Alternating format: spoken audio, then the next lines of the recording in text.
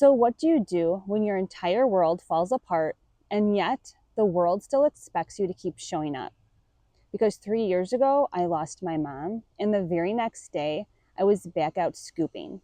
Not because I was okay, not because I was strong, but because at that time, I was a solo scooper and nobody else could show up for me. If you're building something and it all relies on you, you will understand this kind of awful pain.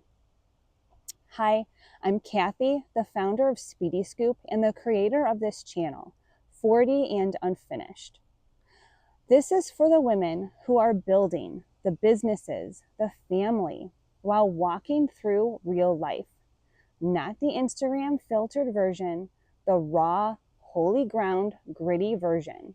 So today, I want to talk about something I've never really shared publicly before: grieving while building a huge business. What it cost, what I learned, and what I would tell the women going through this right now. I remember that moment that I got that awful phone call, that silence where your chest feels like it caves in before your brain can even catch up. And the next morning, I had to load up my truck and I was on autopilot mode. Not because I was numb, not because I was in denial, but because clients were relying and expecting me. I did not tell my clients what happened either, but I'm sure that they would have understood if I had to skip a whole week. But entrepreneurship doesn't pause for your pain, and that is both brutally unfair and the brutal truth.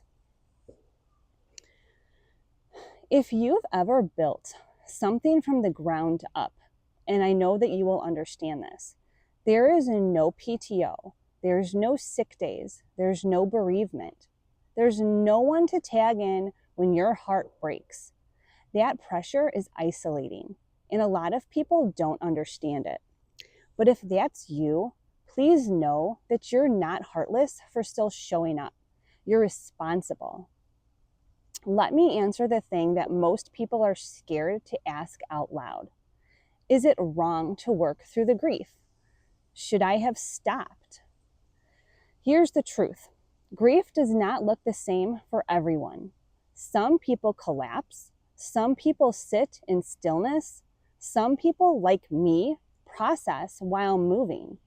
It wasn't avoidance. It was survival for me. And survival is not shameful. Grief showed up in pockets of my day, not all at once. It came in the quiet, between houses, in worship music alone in the truck, at night when my kids were asleep. I didn't fall apart once. I fell apart in private waves multiple times. And God met me there, not when I stopped moving, but while I was moving. And a lot of people romanticize entrepreneurship like it's all strategy and passion, but sometimes grit is just the one more driveway, the one more email, the one more breath. And if you're there right now, in the middle of the ache, but still showing up, that is not weakness. That is a warrior's kind of strength. And I am proud of you. I don't have a polished ending because grief isn't linear. I'm still healing, I'm still building, and I'm still trusting. But if this spoke to you, don't watch this and quietly disappear. Drop a comment and tell me if you're in a similar season. I read every comment. And if you need a place where faith and real life can coexist, hit subscribe, because we are building something deeply real together right here. This is 40 and Unfinished, and you don't have to do this alone. I'll see you in the next video.